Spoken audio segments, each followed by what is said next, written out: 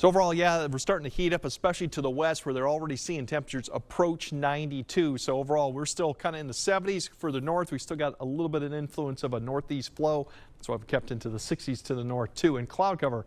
But we're going to heat up, and we're going to see a lot more humidity too. And that'll be the big story as the west cools down. All that heat they had last week pushes east. They got more storm system out there. We're going to see this heat climb up north. You can see even 90s well to the south too. Now fog potential tomorrow morning.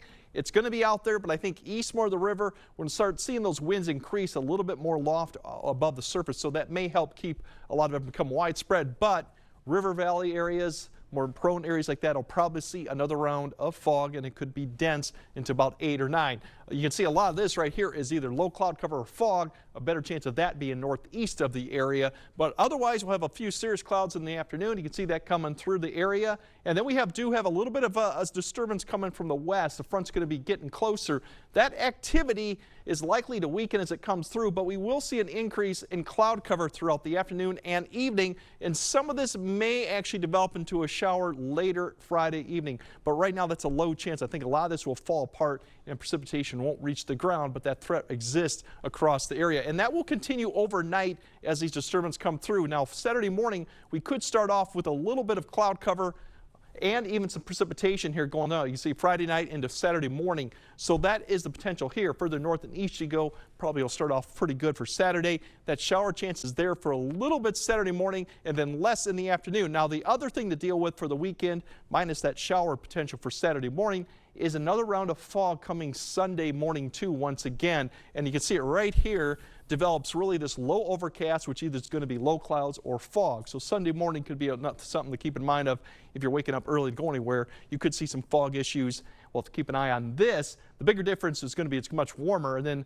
Sunday night, there's another opportunity for showers too coming through. So we got some things to look at, but overall, the main issue for this weekend is going to be the warm and the heat. Now tonight, temperature is pretty seasonable, mid-50s. That fog probably east of the river.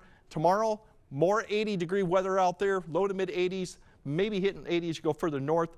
Saturday, we're going to see low temperatures. Look at these low temperatures here. These were our highs about a week ago. We're going to get them in the mid-60s, and the dew point's going to be high. So it's going to be a muggy going into Saturday morning too. Definitely a difference from last weekend.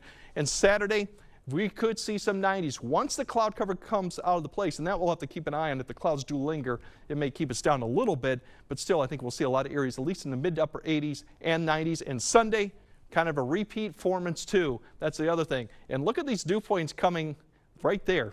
70 dew points potentially too, maybe upper 60. So it's going to feel really kind of humid through the weekend, kind of a flip of last weekend.